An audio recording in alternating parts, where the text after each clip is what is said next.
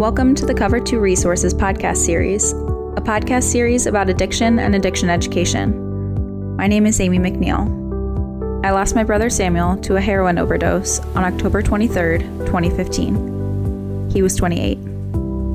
As a family, we thought we were prepared to help Sam fight addiction, but we were painfully mistaken. My family founded Cover 2 Resources in memory of Sam. Our mission is to arm others with the knowledge needed to best support a loved one struggling with opioid addiction.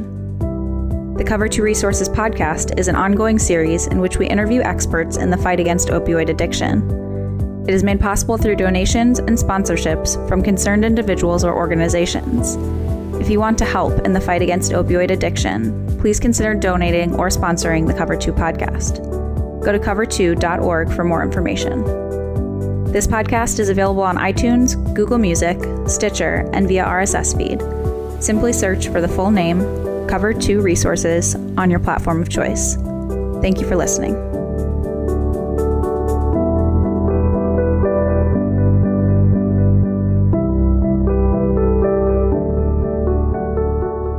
Hi, this is Greg McNeil, founder of Cover 2 Resources. Ohio is at the forefront of the U.S. opioid epidemic. We led the U.S. in opioid-related deaths in 2015 with 3,368. And in 2016, we had a 36% increase, bringing the total to 4,149. That is projected right now. Mayors are in a unique position to rally their communities in fighting against the opioid epidemic. Here today to talk about what the leaders in our state are doing to address the epidemic in 23 of our largest cities in Ohio is Keary McCarthy, the Executive Director of the Ohio Mayors Alliance. So, Keary, welcome. Thank you. It's great to be here. Okay. So, beginning last year, your group began surveying your membership to determine what's being done in our state to fight the opioid epidemic. So, what have you learned? Well, we've learned a lot, and I'm looking forward to this conversation. I want to start off just by thanking you and the work that Cover 2 does to help people like me who are thinking about policy solutions and policy ideas. The work that you've done here to bring positive ideas, good ideas, constructive ideas forward around this really difficult public policy challenge has been helpful to me, and I know it's been helpful to many other people who are thinking about how to tackle this issue. So I just want to thank you for the work that you do here. Thank you. The Mayors Alliance came together last year for a variety of reasons, not the least of which was to help be innovative and thoughtful and to contribute to the policymaking conversation that occurs in Columbus, where our state legislature is. We really felt that this issue is not only affecting our communities on the ground and our local law enforcement and the challenges that our EMS teams face, but it is obviously a problem that affects the entire state, and it has residual implications beyond just the law enforcement and health and human services side of the equation. It affects everything from workforce development, job creation. It has a very significant impact all across the spectrum. So many of the mayors and many of our state leaders want to focus on job creation and economic development, and that's critically important. But if we don't tackle this issue, if we don't get ahead of this issue, if we don't confront this crisis and stop it in its tracks, we're never going to be able to really have success in these other areas that are so critical to our future. So that being said, yes, the mayors came together earlier this year as we were contemplating a proactive policy agenda and asked for some research to better understand what local communities were doing to confront the opioid epidemic in Ohio. From that point forward, we issued this report, which is called On the Front Lines. It can be found at our website, ohiomayorsalliance.org, under the research section. And really, it was done to not necessarily be a comprehensive look at everything that was occurring in our communities, but really sort of a landscape scan to just understand what are the emerging trends and what things, what strategies should be shared within our mayors, within our group of mayors, to cross-pollinate good ideas. And so that really started the ball rolling for the Mayors Alliance to get involved in this issue and to help come to the table with constructive solutions. And we found a lot of interesting information. Yeah, you've outlined quite a few of them here in your this document. So would you care to share just some of those with us, what some of the counties are doing and some of the individual cities? Yeah, so we found a couple emerging trends in all of our communities, and we have mayors in really every corner of the state. We have a relatively diverse section of communities from our large cities to large suburbs. We also have what I call, or what some call, legacy cities, which are places like Springfield, which are the county seats and have sort of an industrial base. And so we have a pretty diverse collection of communities. And so we found some three, I think, emerging trends in our work. One, this was earlier this year, we found that in almost every case, local law enforcement were equipped with Narcan and providing Narcan on the street and delivering sometimes multiple doses at a time. That's encouraging. Yes. Now, the one note I'll say is we also found, and again, this was back in May, a little while ago. We also found that, with Narcan, there was not consistency with how Narcan was being funded. Some communities were applying for grants provided by the state. Some communities were applying for federal grants. Other communities were paying for the Narcan out of their municipal budgets. And not every one of our communities had equipped their officers with Narcan. So while that was an emerging trend, something that we saw pretty quickly, it definitely wasn't universal across all our member communities. And we'll come back to that in a minute. Okay. The other thing that we found were something I know you've been a great advocate for, which is the quick response teams, the combination of treatment professionals and law enforcement coming together after an overdose to try to find a way to get that individual into treatment. So that was something that we saw. It took a lot of different forms. They were called different things, from the DART program in Lucas County to the quick response teams to the rapid response teams. But they were all essentially trying to do the same thing, which is bring together law enforcement and treatment professionals to try to get addicts into treatment as quickly as possible when they're ready. So that was the second thing. And then the third thing that we found was a degree of regional intergovernmental cooperation. Many communities, Summit County is a great example, frankly, of a really important intergovernmental task force that brings together local law enforcement. So you have law enforcement, you have various jurisdictions of law enforcement within one county.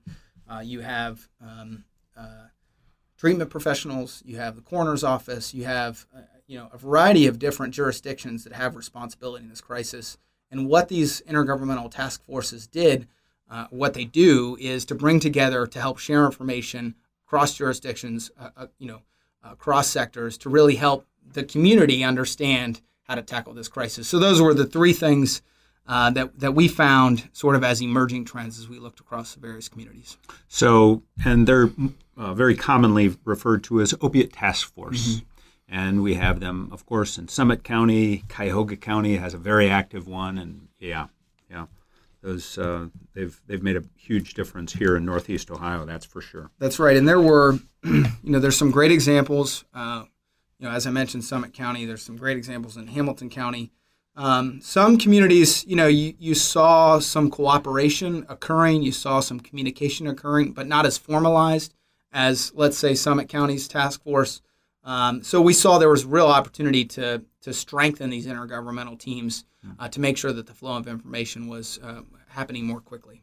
In your report, you also mentioned medication-assisted treatment. What did you derive from that, from your study there? Yeah, I think the importance of it can't be understated. Can't be overstated. Excuse me. The advocacy role that the Mayors Alliance played, and this was sort of another outgrowth of the work that the mayors have done together. The conversation around federal healthcare reform, that was occurring as we were doing this research work, and the mayors, both Republicans and Democrats, were very concerned about the loss of treatment dollars because of potential to roll back the expanded Medicaid coverage under Obamacare. So one byproduct of this research work was that the mayors engaged federally and advocated against cutting Medicaid that would have meant the loss of treatment dollars in communities all across the state. In Ohio, treatment Medicaid covers about 50% of the total expense of treatment. That is huge, and to cut back on Medicaid at a time in which Ohio is the epicenter for the opioid epidemic makes very little sense. Treatment dollars help, as you know, and as your listeners know, help in a number of ways. But if we don't have treatment dollars, this cycle will perpetuate itself, and it will get worse and worse and worse. We have to have treatment to get people all off of this cycle of addiction and into healthier lives. No question about it. So you've learned quite a bit that communities can do to make a difference, to begin fighting the opioid epidemic. And across the board, there's some great things happening. But is there any coordination, or is there any overarching effort to bring this together and be a central focal point to communicate all these great things that are going on? Yeah, and I think the one of our, and that is sort of the primary finding that we came to as we looked across the various communities that were dealing with this crisis. There needs, in our view, there needs to be a much more centralized and coordinated approach to handling this crisis. Just looking at the numbers, for example, we averaged, 4,100 overdose deaths last year. That's an average of 11 people a day. This is, by all accounts, a mass casualty event. It is a public health crisis. The mayors who are on the front lines, they're law enforcement professionals who are out there on the front lines every day, understand this point. This is an emergency, whether it's declared or not.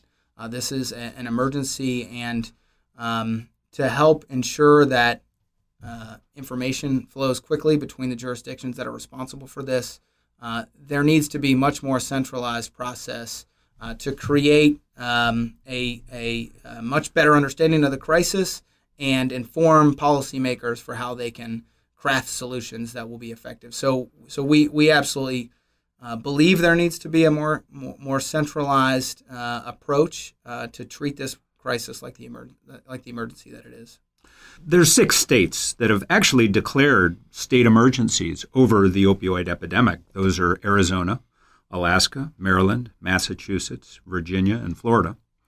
And in fact, we've had the opportunity to interview Dr. Jay Butler from Alaska, and he shared with us in depth what declaring a state of emergency over the opioid epidemic has done for them in Alaska. But we don't necessarily have to declare it here in Ohio a state of emergency to get some of these benefits from that. So let's talk just a little bit about some of the things that we could do as a state, maybe before even declaring a state of emergency. Well, and I appreciate that. The Mayor's Alliance, sent a letter to Governor Kasich making 7 recommendations, and the first recommendation that we suggested was just that, to activate the Emergency Operations Command Center in the state of Ohio. We have, this facility was set up for epidemics, for public health crises. It was activated during the H1N1 scare a few years ago, and it's in operation now. It wouldn't be a new structure, but really what we advocated for was to create an incident command structure as they did in Alaska, and to really help bring together the various sectors and agencies of government in a much more coordinated way so that the state of Ohio can make more informed, more effective policy decisions. And so we don't necessarily need the declaration of emergency to activate the Emergency Operations Command Center. And we think that taking that productive step would be tremendously helpful for better understanding information more quickly. And I'll give you an example of why I think that's important. Earlier this spring, the Columbus Dispatch surveyed and interviewed and I think they did a public records request for all 88 county coroners. And what they were trying to do this spring was to try to understand what the 2016 overdose death rate was. They published a report, I think in May or April, it might have been in April, earlier this year, indicating that we had lost, I think, over 4,100 lives in 2016. Mm-hmm. That report happened right as we were starting this, and it was a real wake-up call for us. It was a wake-up call in the sense that we shouldn't need the Columbus Dispatch to go county by county through public records requests to help us find the most basic statistic that should inform policymakers' reaction to this crisis, which is overdose death rate. That was a real wake-up call for us, that we needed to get information more quickly, more effectively to help inform the policy decisions that are being made at the state level. I will say that just 2 weeks ago, the state issued its report indicating the overall overdose death rate in the state of Ohio for 2016. That was very, very important report. Very good that they did it. I think the fact that it came 8 months into 2017 to report on 2016 statistics is a problem. And we need to have information much more quickly. We need it to be centralized across jurisdiction, across sector, and it needs to be put out publicly so the public understands the magnitude of the crisis, and so that policymakers can make more effective decisions. This report that the state of Ohio issued, I'll make one last point, came after the state operating budget in which $170 million was spent in a positive way on very good things. But when you spend $170 million on the opioid crisis, but you really don't know the underlying data and metrics, that's a problem. And we as policymakers need to think about how we get information more quickly, more effectively, so we can make policy solutions that are effective and that are confronting this crisis head on. So that leads me to the next point in your letter to Governor Kasich, and that is point 2 is to mobilize and improve the upward flow of critical data from local communities. How would you propose to do that? Right. Well, I think the first thing is, leverage the existing infrastructure that we already have. We talked about the local task forces that are already in place, making sure that those task forces have, a line of communication with the emergency operations command structure and the incident command structure, so they're getting key data, so that data is being reported publicly more quickly, more regularly. Where there isn't that existing task force structure, I think the mayors play a unique role to leverage their platform as mayors. In many big cities, the mayors command, a tremendous amount of media attention. They have the ability to navigate both, public sector partners and private sector partners to bring people to the table in a way that, can't be done by, other elected officials who participate in this process. So the mayors play a unique role at the local level to bring together key partners to help making sure that they're reporting up the chain of command to the command structure, and that they're at the table and that they're sharing information. So the mayors, really play a unique role in this process. And what they outlined to the governor was, their willingness to play that role and their willingness to come to the table and help do their part at the regional level to make sure that it's, synchronized with the state's response in a way that can be effective.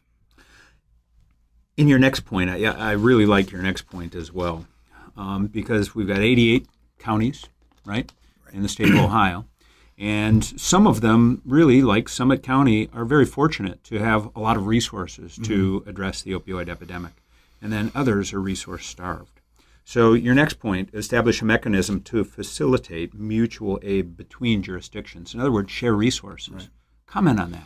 Yeah, so there was a couple things that we found as we talked to local practitioners on the ground, and we read, Adams Board community action plans. When there is a treatment bed shortage, and as you know this from and you know this better than most, when a user is ready to get treatment and there is a wait time for treatment capacity, that is a real problem, because that desire to get into treatment is critical. The window closes very, very quickly. That's exactly right. And so a lot of the counties we saw, and you'll see, there are treatment bed shortages. But in the circumstance in which there's a treatment bed shortage in one county, but a treatment bed availability in the next county, there's got to be a way to communicate that.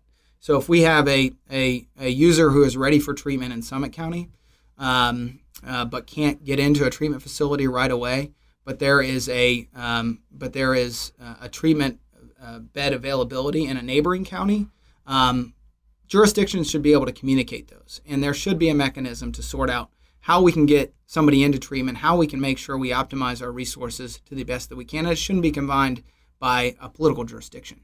The second thing we saw and we observed is, Narcan has an expiration date.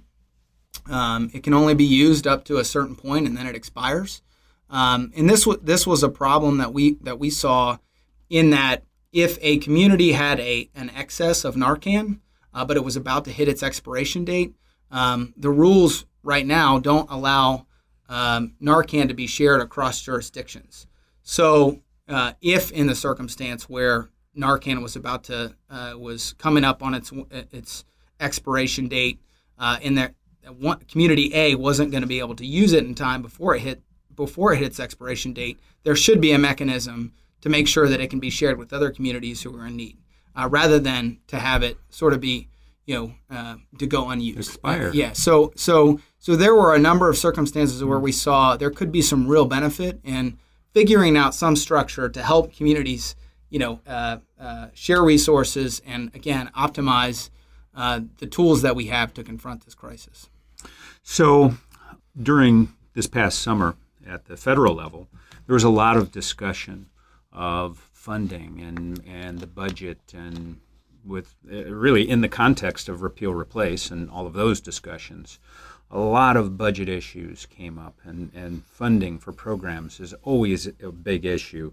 So reviewing all available opportunities to secure funding and resources is another part of your recommendation, a major part of your recommendation. That's right. Share with us your point here. Well, this is something that came from Alaska. They when they declared emergency, one of the first things they did was to review across agency every opportunity for federal funding.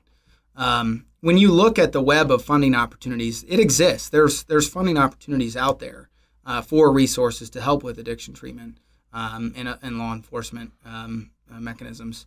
But it is a very complicated web of streams of funding. And so what we think we'd like to see, or like to at least have some conversations about, is, how can we leverage the capacity of state government to help local government figure out where those funding streams are.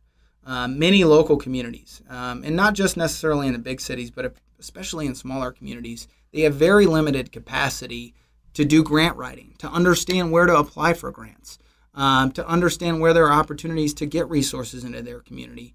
And so not only do we envision in this recommendation the state, reviewing all potential funding streams at the federal level to get down to the state and local levels, but also providing some assistance to the communities who have limited resources and then sometimes in the greatest need of help, providing grant writing support to local communities. Small communities in southern Ohio, which has been particularly hard hit by this area, have very few resources. Staffing levels at some of these Adams boards and some of these county commissioner's office and sheriff's office and city halls, they have very limited capacity. And so understanding where to apply for a grant, understanding how to effectively write a grant are all things that we think, if the state wanted to engage in, could provide a really meaningful contribution to some of these local communities. So many of these federal programs that were put in place years and years and decades ago in some cases have some, when it comes to the opioid epidemic, they have some unintended hurdles that are oftentimes placed in front of you. So assessing all Medicaid policies, in particular relating to detox and treatment, you've got a line in there, point number 5 addresses that. Can you share with us your point there? Yeah, the one thing that we'd like to see, is any barriers that exist to treatment in the private sector need to be assessed and reviewed. And, one of the things that, we saw some indications of were that, treatment providers are essentially private nonprofits. And not all of them accept Medicaid. Some of them don't accept Medicaid because of the paperwork. There are some pre-qualification or pre-application requirements that can be burdensome. Some don't like to accept Medicaid because it's cumbersome. That's a barrier to treatment. In some of these communities, we saw, especially for detox services, ambulatory detox, there wasn't a service that existed because some of those private nonprofit providers didn't accept Medicaid dollars. So really just taking a second closer look in state at where there might be barriers in the process with providers, and how do we overcome those barriers? So closely related to that is point number 6, and that is to leverage the regulatory authority of the Department of Insurance. Right. So in some cases, private insurance doesn't provide as much coverage for treatment as Medicaid. So in the state of Ohio, you can't offer insurance coverage without going through the regulatory apparatus of the Department of Insurance. And so, really what we wanted to at least have a conversation around is how can the Department of Insurance in the state of Ohio leverage its regulatory authority to make sure that addiction treatment and mental health services are being provided on par with the sort of coverage that's being offered through Medicaid. So how do we get to parity around physical harm as to for insurance coverage as we do with addiction and mental health coverage for the private sector insurance? I mentioned earlier on the podcast, Medicaid pays for about 50% of the total amount of treatment out there for addiction. We'd like to know, and we'd like to see, and we'd like to work with the state to better understand what role the private insurance market can play to provide more coverage on treatment, which is, as we talked about, critically important in tackling this crisis. So I particularly like the 7th point of your 7 points of recommendation in your letter to Governor Kasich, and that is create a charitable vehicle to secure private sector resources. So reaching out to the private sector, the private community, and engaging them. How would this work? Well, first of all, let me say this was an idea that came out of something that I think you had some involvement with, which was the Know Your Risks campaign in Cuyahoga County. That's something we noted in the report that we talked about earlier as a model for bringing private sector resources to bear. And what the Know Your Risks campaign was, essentially, and you can talk about this better than I can, frankly, was really a public awareness campaign that brought a private advertising agency who did some pro bono marketing. Mm-hmm. You had the network televisions come together. You had PSAs. You had newspapers coming together, all to promote this Know Your Risks campaign, which is around education and awareness on the threat of opioid addiction. So the idea of this came from this model, which was, this was a great example of, government, private and public sector coming together to help launch a campaign to educate the public about the risks of opioid addiction. We see this as potentially even going a step further. In fact, just last week, former presidents in a bipartisan way came together to do exactly this, which is to raise private sector resources and funding to help support the relief efforts from Hurricane Harvey in Texas, and now I'm sure will be Hurricane Irma in Florida. This is a great example. So step back and think about it. The governor, gubernatorial candidates, mayoral candidates raise millions of dollars in fundraising to fund their campaigns. There's no reason that same effort couldn't be brought to bear to raise millions of dollars to help support this epidemic. And think about scale for a second. The Attorney General's office just provided a great grant opportunity for local governments. It was a $3 million grant program to help communities start these quick response teams and to help them start the DART program, which is another similar program.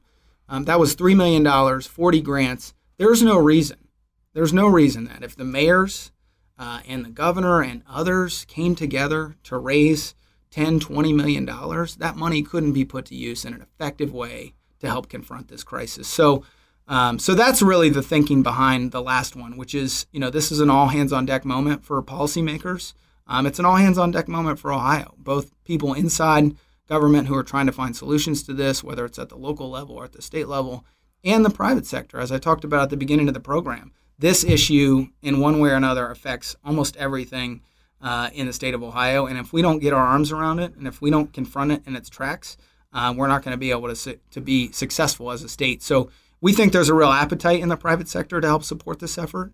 And if it's designated as a charitable organization, which I assume it probably would, a C3 of some sort, the private sector has incentive to contribute to it and take advantage of the tax implications for it. So we just think there's a real opportunity to bring more resources in to bear on this crisis, and this is one of many ways to do it. In preparing for this interview today, Keary, one of the questions that I put together was, can you think of a reason why a state hard hit by the opioid epidemic, such as Ohio, would not want to declare a state of emergency? But today, what you've done is put forth really a compelling case for moving forward with all of the concepts and the ideas and advantages, if you will, of declaring a state of emergency, irrespective of whether you do that or not. I think that's right. And let me be clear. I mean, there's been some great work that's been done at the legislative level. The governor's office and his opioid addiction task force team, which is a cabinet-level agency activated to try to break down those agency silos and help share information. So there has been a tremendous amount of work. And I'd be remiss not to mention the governor's own advocacy to preserve the expansion of Medicaid. I cannot stress how important that is in this crisis, and the governor deserves credit for not only expanding Medicaid, but also fighting to keep it. That's critical. So just to be clear, there's been some great work that's been done.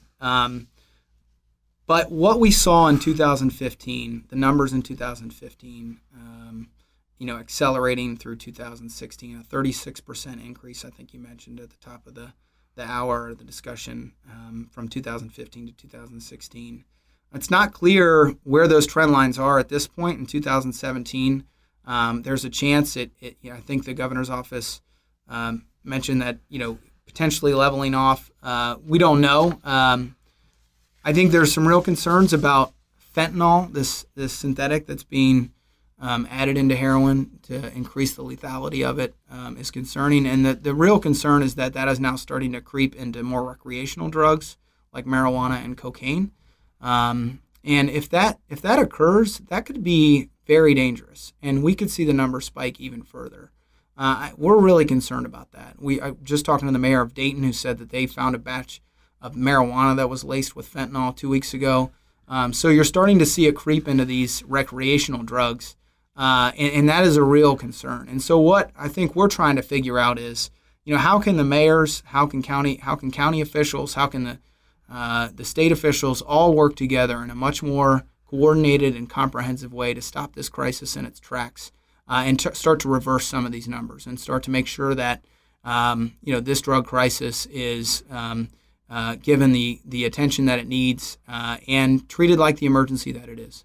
So, Keary, I've got one last question for you, and that is, if the Trump administration goes through with declaring the opioid epidemic a national emergency, health crisis, as it claims it's going to, what does that mean for the state? Does that change the game for the state?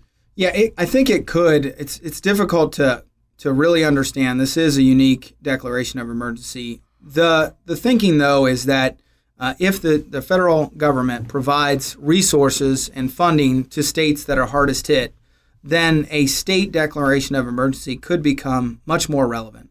By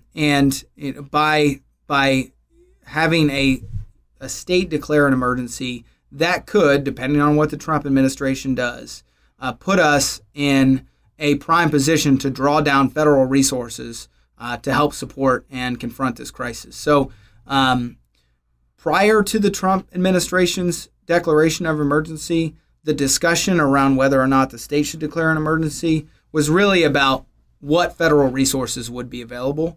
I think the Kasich administration contended, if I understand it correctly, that declaring an emergency wouldn't necessarily put put us in line to draw down any emergency relief funds.